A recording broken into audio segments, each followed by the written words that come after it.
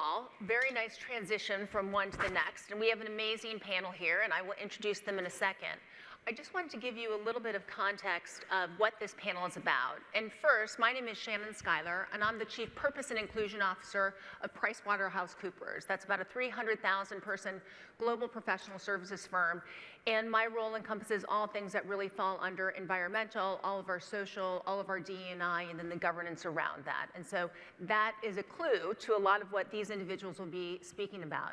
One of the things that we all know, and the reason why we're all here, is really having a full appreciation that climate is something that we all have a responsibility to address, because no one is immune from issues that relate to it. There's no community, there's no group that gets a pass when you look at the issues around climate. What we do know is we do know that underserved populations have a disproportionate impact of what's happening around the climate discussion. And we really need to make sure that we're leaning into that and making sure that that's a very specific part of the conversation and not looking past it. So whether it's related to health, whether it's related to safety, whether it's related to economic empowerment, underrepresented communities need to be able to have the tools to be more resilient as they deal with climate. And what this panel is going to talk about is the intersectionality of those two topics, which we think is incredibly important. And certainly one of the exciting things is we're going to look at it from a lot of different perspectives, from an international nonprofit, from a business perspective, and then of course, and incredibly important, from a media perspective. So the individuals that we have here, and they're going to go through and they're going to give you a little bit of highlights of the things they do, how this pertains to them, and then I'm going to ask them a question to kind of ice break a little bit, so we're going to get to know them personally as well. So my first, Veena Jayadeva, and she is coming to us specifically, she has a couple of different roles, but she's going to be speaking from a role as a board member of BRAC, which is an international nonprofit. She is also the head of enterprise ESG at Guardian Life, and so thank you for being here. Suzanne Flender, who I have known for a very long time, is the VP of Global ESG at Prologic, and so has a wealth of knowledge from her different business roles over the course of the years. And Justin Warland, who we're very excited to have here from a media standpoint, is the senior correspondent at Time and editor-at-large for Time CO2. So again, really looking forward to a robust dialogue with these folks. And Veena, why don't we start with you and give us a little bit of overview? Sure, thanks for having me.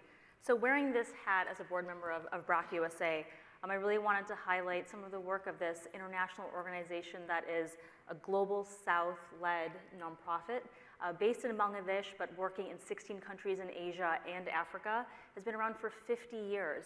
And what I really love about this organization is that it has not just the institutional knowledge, but taps into the resiliency and the local knowledge of those who are affected most by issues, including climate change. That's great. And all right, so we can know you a little bit better. What is your favorite quote? So I was sharing with Suzanne earlier that my favorite quote is, I think it's attributed to Brene Brown, and it's around choosing courage over comfort. And she put it in terms of it being what makes one, integrity is about choosing courage over comfort. But I think about the work that we do in this sustainability space more broadly and kind of the times that we find ourselves in. And it's so easy to sort of fall back and do what we know. And in this ever-changing space, whether we're navigating, complex issues, kind of dynamics internally, politics externally, you name it, it's really courage, I think, that we all have to take in order to make progress in what it is that we're trying to do. That's great. Thank you so much. Suzanne. Yeah. So hi, everyone. I'm Suzanne Fallender. I'm heading up Global ESG at Prologis. And if you're not familiar with Prologis, the company, it's a large global logistics real estate company with 1.2 billion square feet in 19 countries. It's probably maybe the biggest company you've never heard of. But about 2.8% of the world's GDP flows through our buildings. And so we really think about that from the scale and scope of our business and the responsibility and opportunity that comes along with that. And the other kind of piece that we've been looking at is from a climate and a DEIB perspective. Climate, we just set our new net zero goal last year and have a goal to get to 1 gigawatt of solar by 2025 along that journey. We're going to do by 2040 across our entire value chain of net zero and sooner for our operational carbon emissions as well. But we have a very strong commitment internally to the company on DEIB and also community service, which we'll get into the intersection, how those things are getting closer together. And I guess my quote? I can get your quote. Yeah. So my quote is, "A life is not important except in the impact it has on other lives. And that was, we were talking, that's, Jackie Robinson said that. And I think I spend so much of my time on data and goal setting and all the quantitative stuff, and I think it's really been important for me both in my personal life of really just always taking a step back and making sure you're investing in the relationships, but all the work that we do inside companies on this work is relationship driven. So I always think about just always taking a moment to really think about the people in the process and making sure there's the respect both inside the company and outside the company. So. Great, thank you. Sure. Justin. Great, so I'm a senior correspondent at Time and editor-at-large at Times CO2, which is Time's climate division. So I write about really all things climate from a 30,000-foot perspective, trying to connect the dots between lots of different stories. I sometimes use the mantra, climate is everything. And for Times CO2, I write a column about private sector action and sort of what's happening in the private sector with regard to climate.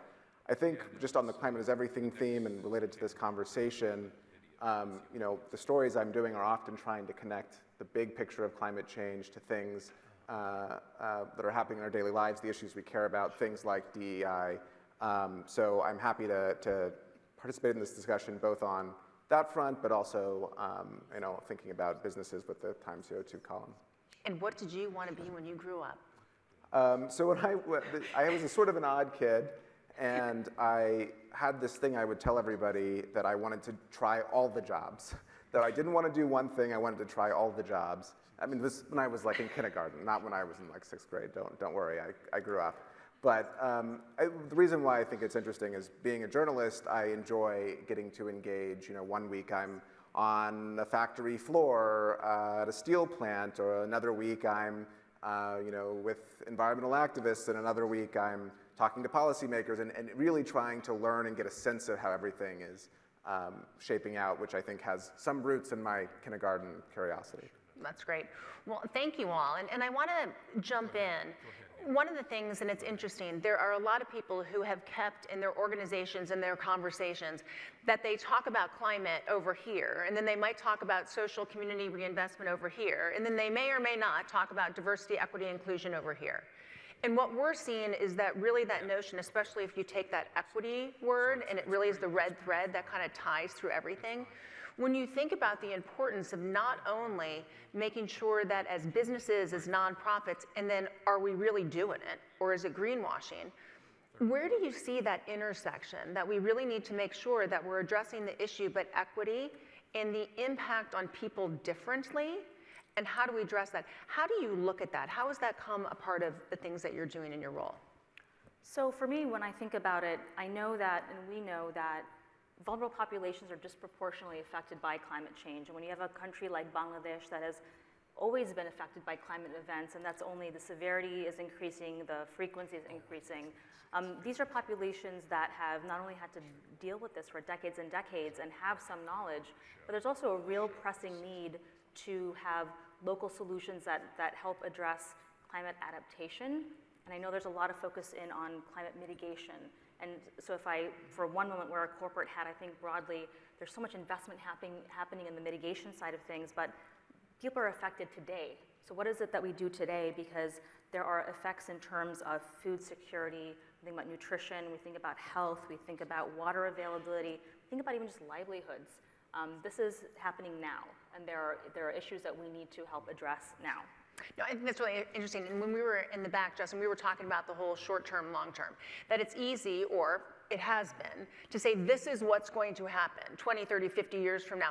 And for individuals who are just waiting to get their food, right? For individuals who are going through, I just don't know where to live, and my child has asthma, and this is immediate. It's not a 20, 30, 40, 50. So when you look at that, how do you think even media has started to change the narrative around, yes, it's longer term, but not that long term, but still it's about what's going to happen now that we have to make sure that we're covering? I think there's been a pretty dramatic shift in the last, I don't know, 5 years. Journalists, instead of just covering, you know, climate as a scientific topic, really doing what I was talking about, going down and making those connections. So you mentioned asthma, right? So, you know, Black Americans are 1.5 times as likely to have asthma, 5 times as likely to be hospitalized, and climate change is making it worse. I think journalists are doing the work to connect those dots and presenting it. And I think that is, that's a big change. No, definitely. And how are you seeing that, Susanna, from a business perspective? I mean, you have a storied history in kind of all things social and environmental. How are you seeing that start to come through, and even in what your clients and what customers are asking for? Yeah, I think, and they have really traditionally been a little bit more separate than we're seeing them come together now. I think where I'm seeing most of this is in a couple of places. One, I think on the risk mitigation piece, as you were talking through, really being more mindful of all the things you're going to do with your business to really make sure you're having community voices in your process and your stakeholder engagement process, that you're leveraging local knowledge, whether that's knowledge within your own employee base, but also other groups in the community. So I think thinking and I guess it all comes back to integration. So you're seeing more integration with both the sustainability, net zero, climate work within the company strategy, and you're also seeing more integration on inclusion issues within and social issues within corporate culture initiatives, within, people are tying both of those things to executive compensation now. We do that at our company. So I think it's on that mitigation and integration side. And I think the other piece that I'm interested in seeing how this will bring this more together is there's going to be massive investment in the energy transition. And so you're seeing this both in regulation and the Inflation Reduction Act. You're seeing this in companies really leaning into job training and really thinking about supplier diversity and different strategies and evolving that to make sure, all this investment's going to happen within the real estate, technology, and finance industries, which have been traditionally have challenges with diversity and inclusion. So I think as these investments happen, really making sure that's an integrated strategy and that there's a huge economic opportunity, and see who's going to get to participate in that. And Justin, do you think that comes off? I mean, part of what we talked about also was this whole notion of when is it greenwashing, when is it whatever washing. I think as companies are trying to get more nuanced and start to say, yes, this is a topic, but these cross over and you can't just talk about them in a silo. Do you think that drives more authenticity, or do you think that clouds the topic? How do you read that when you look at a report that actually talks about these things connecting? Is that a positive, or is that something that is looked at as, oh, you must be trying to cover something else up? Right. It's a good question. Let me start by saying I think journalists are going to be inherently skeptical. That's part of the job. If you're a good journalist, you're going to be skeptical.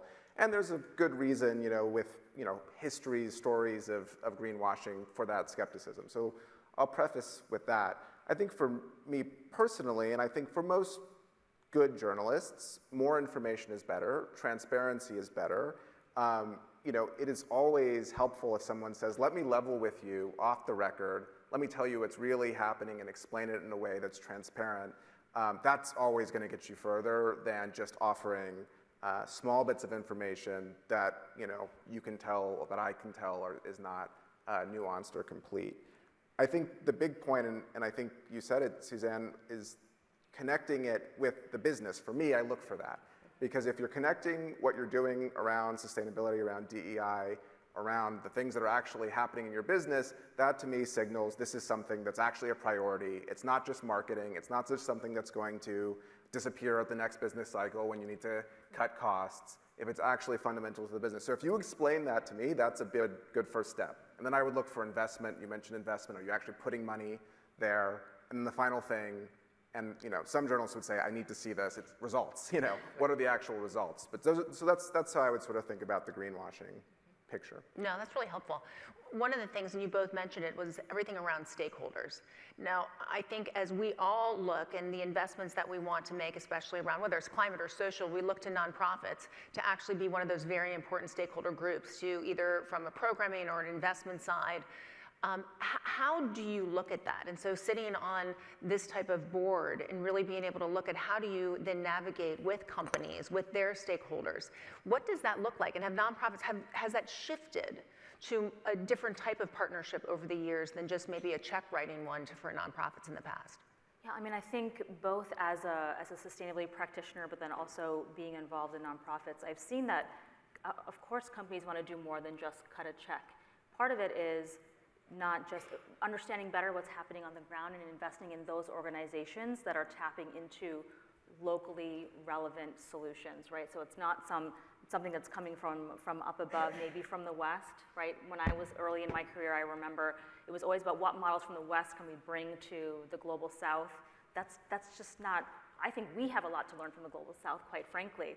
And I think about in terms of companies, goes beyond cutting a check, and it's about the culture piece that you mentioned. So yes, we talk about integrating sustainability into business strategy and compensation, the intersection of the E and the S of ESG, but the culture piece is so important because I think that's really how you're able to have those aha moments for employees to think, okay, now this is actually a business imperative, and I have a much more holistic understanding of that intersection.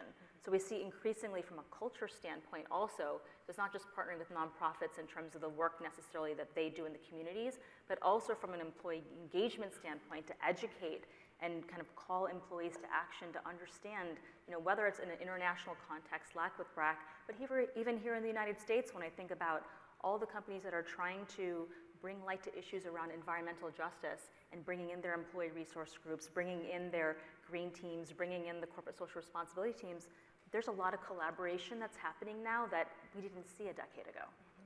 And how do you see it? I know that one of the things that BRAC is really focused on in the broader terms is the alleviation of poverty.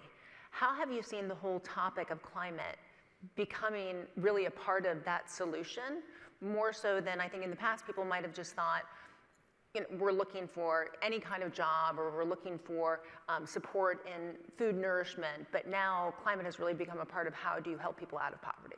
No, absolutely, because I think climate change has only exacerbated so many of these issues that these vulnerable populations are facing, right? So we're talking about investments in, and I'm talking about agile, nimble programs that are trying to figure out what works and taking a very kind of data-centered approach to figuring out what works before you scale. So it's interventions around smart livelihoods when you think about agriculture and how climate change is affecting that and how that affects food production. There's also kind of that climate smart, climate first kind of approach to innovations in agriculture that are really important. And in terms of livelihoods, it's really imperative that we're thinking about, especially because in these communities, it's really about investments in women and the ways that we can harness the power of women in the work that they do and the role that they play in terms of even education and bringing in that climate change perspective. That's really interesting. Building upon what you said around data, Suzanne, your organization is kind of known for what they're able to do and the data transparency around it. So how do you leverage data in this conversation to really make sure that you're looking at all the important issues around this, but this is certainly a part of it? Yeah, and I think it goes back to what you're saying with transparency. It's both transparency and helps you build trust, and whether that's with your customers, whether it's your investors or local communities. And so I think that's been really important in making sure that that data that underlies those reports and any storytelling you do, you need to make sure that it's really backed up. So what we've been doing is really investing in our data systems. Some of that's because there's more regulation, especially we're subject to a lot of EU regulation, both for our core business, but also we have a strategic capital business, so we're subject to some of the, we won't do acronym soup, but some of the things that are traditionally for financial institutions and funds. And so going through that, having third-party assurance on our data is really important. Then also, how do we share that data, going back to culture, internally with the whole organization? So again, I mentioned we link it to compensation, and it's not just executive compensation, but everybody's compensation. But we also try to make sure people understand the data points, the quality of the data, how it ties back to the core business, and what people's individual roles across the company relate to kind of an ESG strategy or a DEI strategy. And some of that's just having the right conversation internally too about the data and what the data means, what the data doesn't mean. Where are we? Are we happy with where we are? And having those public goals set and then be able to report against those as you go forward. And do you see, I think we're certainly in a place right now where I feel like every day there's a different issue that becomes too polarizing to talk about, or one that's going to get an eyebrow raise of, are you bringing it up? How are you making sure that you continue the conversation even when those things happen? So when diversity is too hard to talk about, that you can still talk about climate. When climate's a little too hard to talk about, you can talk about your social investments. How, as organizations, whether it's looking for funding from a nonprofit, whether it's looking from a business context and say, how do we stay agile and nimble enough to be able to, get our way through? And then from a media perspective, are are you looking for the chance to pounce, right? I think we're all we're all terrified that there might, if we do one thing that's not there, that's going to be our day. And so interested in what you're looking for, and then how you all, both in your context, deal with it. Suzanne, do you want to pick that first? Yeah, I can start. I mean, I think it comes back to what, Justin, you were saying about tying it back to business, because I think the more that it's tied to the business, the more your executive team, your board understands why these issues matter and that you're focusing on the things that matter most.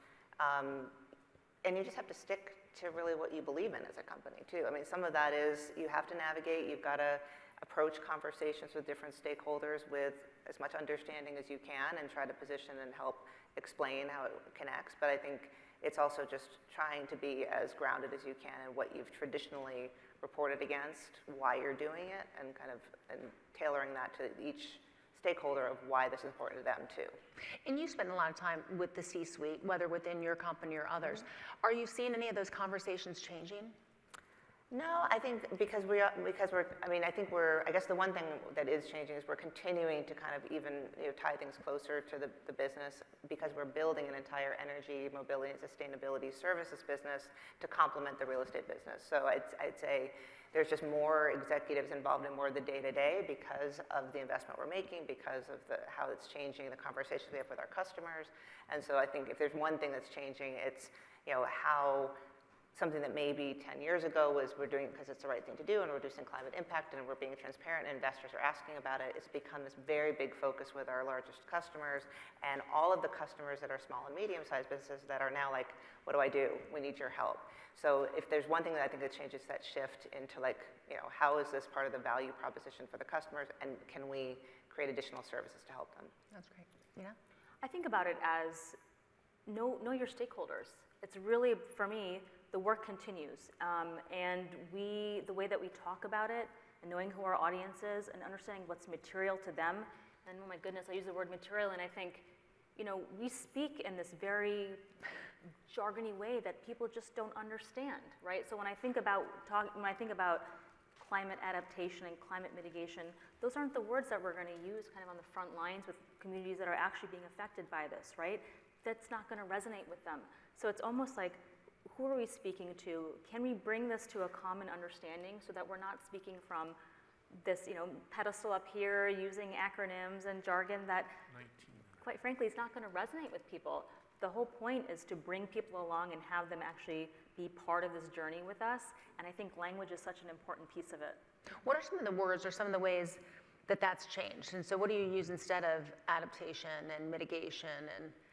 I think making it crystal clear. So one really great example that I heard of from the World Wildlife Fund was around, if you move from, I'm not going to get this right, but you move from like Texas to another state where the climate is very, very cold, right? You're going to have to change your wardrobe. You're going to have to wear warmer clothes. You're going to have to think about, your housing. You're going to have to think about like the activities that you do, right? It's very different to live in one part of the U.S. versus another.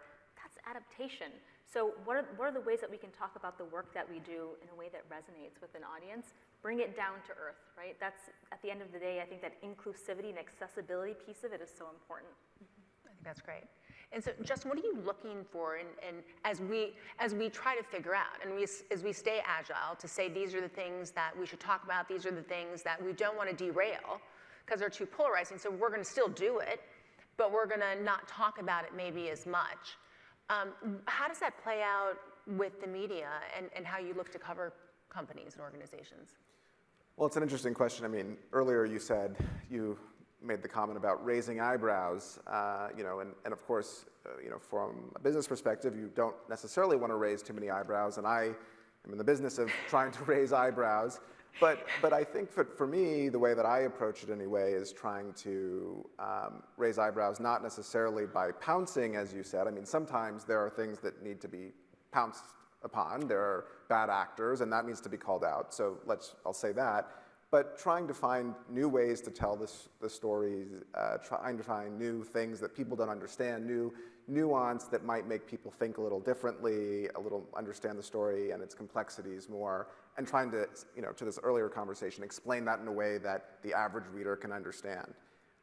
I think, the industry broadly is not necessarily there yet. I think in large part because, as I was saying earlier, there is a long history of greenwashing. It's not history, but it's something that has been present in the past and is still present in different forms today. And I think a lot of people, I was on a panel like this with another journalist who said, I don't listen to businesses, they are lying. And, so I think it's going to take time to get past that. But I do think the way to do it is, those sort of things I was saying earlier, talking about how, the business value of it, talking about the investments, showing the results. And I think with time, if, corporates can move in that direction, things will shift. I don't know if I answered your question. No, you did. But we have no idea who this journalist is that he was on the panel with before, who said that business is lying. So what would lead him to that personal belief? Because not enough data, too much data not following action, not leaning in from a political standpoint. So how does that distrust, or where does that come from? I think it comes from history and experience and seeing, a few stories, especially egregious stories, that are quite bad, and you sort of apply that frame to businesses broadly. Businesses are trying to make a profit.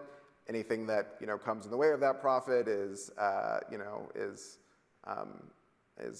collateral damage, and I think that's a frame that people apply. I think the important piece to understand is, okay, businesses are trying to make a profit. In some ways, that's leading to positive results, and so you have to connect those dots transparently, et cetera, but also be understanding that a lot of people are not going to be, ready to receive that yet because of that long history. Not by any of you necessarily, but just, generally speaking, that long history and that sort of that zeitgeist. Suzanne, when you think about that, given the roles that you've had, how and even the colleagues that you have at other organizations, other chief sustainability officers, how do you work to get that right? Because you're trying to give. I think most of us are trying to put out the right message. We're trying to be very authentic. We're trying to be clear. We're trying to be data driven. We don't have all the answers. We don't know what it's going to lead to necessarily. We're doing our best to determine what that is. So how do you have that conversation, and how do you have your leaders understand, this is as good as we're going to be? It still might not be good enough to pass everyone's, eyebrow raise test. Yeah, I think you have to ground it in. I think what's the best thing I've found is grounding things in data and then knowing and documenting your process for how that data comes out. Knowing being really clear on definitions. That's where some of this also comes in, where people use different words on different things. Being really clear, trying to get consistent and making sure your whole organization is using the same buttoned up data. So we try to kind of make sure people are using the ESG report as the source of truth for the data points and the process behind that. Because we know that went through all the data review, went through legal, went through all the executive review, and so that just reduces some of that risk that you're putting that out there. I do think it's an internal education piece that we were talking about of really just helping the whole organization, everyone who's communicating and telling stories and engaging with the stakeholders, of making sure they are educated enough to not get into trouble. So I think a really close partnership with any marketing teams, any people producing customer-facing disclosure, anything on the investor side, just making sure that there's that confidence. There's a little bit of, when you try to get to storytelling, make it more relevant to certain audiences, there's always going to be that soft stuff, and so there's a lot of judgment calls in there in terms of, is this really, could this be misleading? Could this be, maybe not representative of your entire operation? And so that's, I think, what we try to really make sure we're having that ongoing conversation and just get more reviews on things, as you're putting things out there. Well, and I think that's where it gets really complicated. So as we put out this information and we put out these reports, you have a multitude of different stakeholders that are reviewing them. And your employees, yes, they might look at the data, but they're looking for the stories, right? They're looking for the actual impact. So it's connecting the data with, this is what we're doing to get closer to our net zero goals, to get, to these types of targets, but the humanity behind it. And that's, right, one of the challenges with even DEI. It's the data, yes, but it's also the humanity and the stories that are a part of actually making the data come to life. When you look at this, especially from a nonprofit standpoint, both of those are important because you typically are focused on sharing stories to make this really come to someone's heart to say, yes, this is a good investment because it's actually tangibly going to solve something here. How do you look at that to make sure that you're getting both, to make sure that you're pushing both the data side, but I have to think the storytelling is really important to really keep the humanity of the organization there. I agree, and I will say that Brock may be one of the best international nonprofits that are global South-led that you've never heard of. So you have two never heard of. So these are organizations to check out. Maybe storytelling can be improved, but I think that actually it's about this collaborative model that you need to have. So much in the way that you're talking about collaboration across so many different functions when it comes to this work, I think on the nonprofit side, that collaboration between governments, academic institutions, policymakers, corporations, that is what's actually needed. And that's going to help just in terms of the proving the efficacy of these programs and being able to lift those that actually are making that impact and then being able to scale it through funding. But it's that collaborative piece because I don't think that any one particular actor can go at it alone. Well, and I think it's how do you tie those things together? How do you tie that data-driven approach with the value of the actual individuals that it impacted to then get to a true, authentic, full story that people actually understand. Because people understand when you impact an individual or a community, they can get there. They might not be able to get there to really what does renewable energy 100%, like what does that mean? And how to make sure that it's relevant for any reader. Yeah, and I think that's been always a challenge for any practitioners in the room, like for how do you quantify social impact programs and how do you report not just on outputs but on impact. And so that's something I think frankly where everyone's still evolving and kind of getting to that and doing some of that assessment and investing in that research to understand kind of what changed. So a good example, we have a program that we launched a few years ago called the Community Workforce Initiative, and this was largely to look at some of the gaps in being able to recruit and retain workers, really not for us, but for our customers. But it became, even though we launched it for our customers, it was really the governments that came back and said, actually, we want you to meet with the economic development groups, or here are some nonprofits or workforce training partners. So we don't do this all ourselves. We do it in partnership with other organizations at the local level, really targeted there. But when we started reporting, our goal was how many people we trained. Okay. And then we started having those conversations internally about, okay, but how many people actually got placed? Can we have some of the stories? But what really changed for individuals who went through the program? And so those are the kind of things as we continue to evolve the program going forward is really getting to the impact of the program. Yes, you do need to track how many people went through it and what their experience was with it, but then what is the longer term impact of those programs? Well, it's interesting because I think to that, many years ago, even if it was at Climate Week or other UN or others, it was all about the number, right? It was like, we're going to have $300 million to reach 25 million people. And it was, that gained the attention, right? And that gained the media attention. And it's been interesting, I think over the course of the last 10 years, that number has gone down to actually focus on things that are very tangible, like placing 10,000 people have jobs, like very specific. Justin, do you think that that will continue to be the case, where it's very tangible? I mean, the investments are significant. All these organizations are making these huge dollar investments in it, and arguably their different programs are able to reach millions of people. But is it the outcome, even if the outcome is 10,000 people getting jobs or 25,000, something that's very tangible that's related to this area that will make it really more authentic? Yeah, I mean, I think for me, when I think about a good story, it has both components. It has the tangible impact. Ideally, I could see the person who was impacted and hear their story, and then in the next paragraph, I can say, here are the numbers behind that. Here's the investment. Here are the number of employees impacted, the communities, and ideally, I could say the company said it in their regulatory filings that, and didn't just make it up on the spot. So, I mean, I guess what I'm saying is, like, if you can put those two things together, the stories along with the data, then you hit the bullseye, right? And I think there are more of those things now than there were, as you said, 8 years ago when there were a lot of, well, we made up no, I don't want to be so, but here's a number, here's another number, and we're going to get there somehow. And now it's more concrete. And I think to your point, big numbers without explanation are just not quite as compelling as they used to be for most audiences.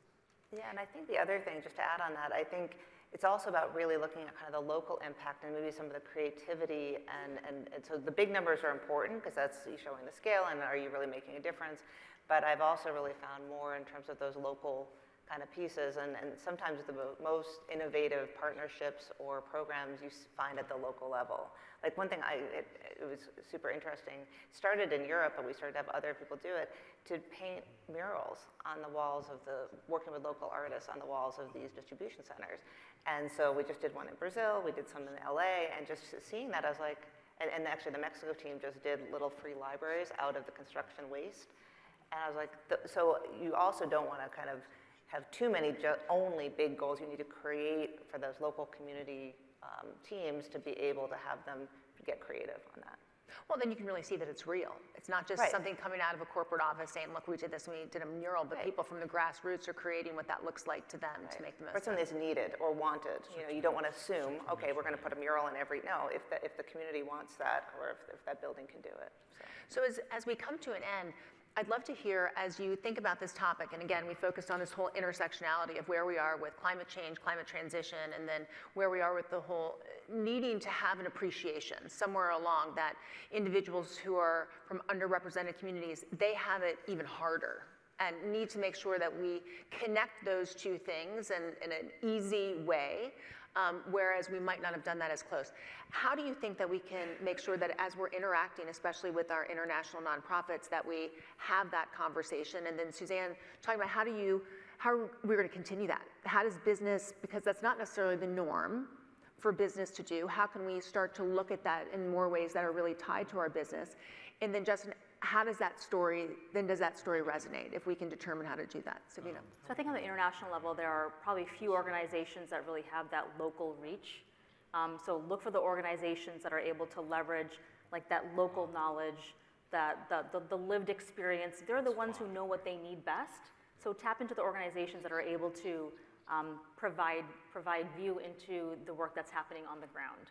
But I think it also applies here in the United States in terms of some of the investments and partnerships that we have too, because there are many organizations that are on the ground actually doing the work, and they're working with the local populations to determine like what is it that they need, what kind of innovative solutions are going to help. And we're talking about in urban areas, we're talking about rural areas in the United States, as well as abroad.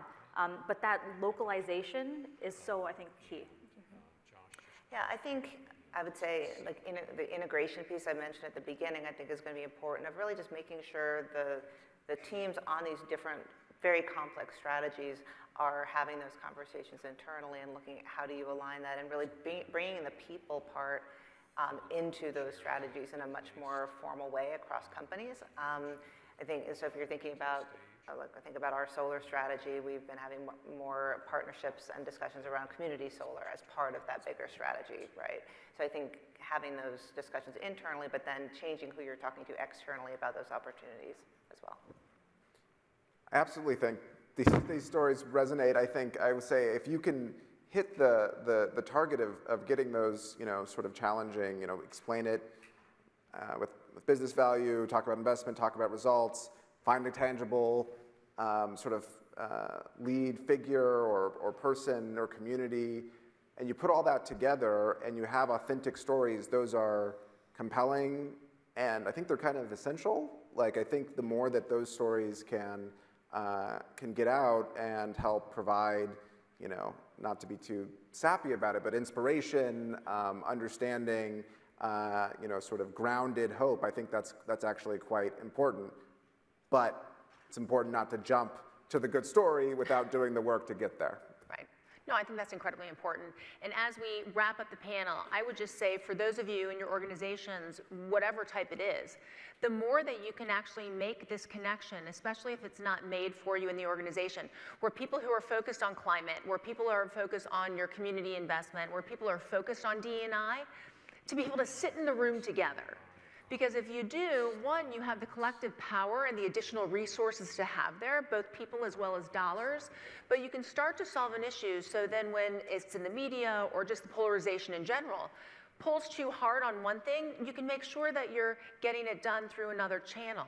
But if everyone kind of sits in a silo and said it has nothing to do with it, then we're not going to be able to make that progress. So I would ask you to look at that whole notion of equity and see how you can draw it through and really make sure that regardless of what's happening, you can lean on and lean in, because I think that will get you a lot further and you really will have other things to be able to make sure that we're all contributing to a thriving society. So thank you, and thank you, wonderful panel. Yeah.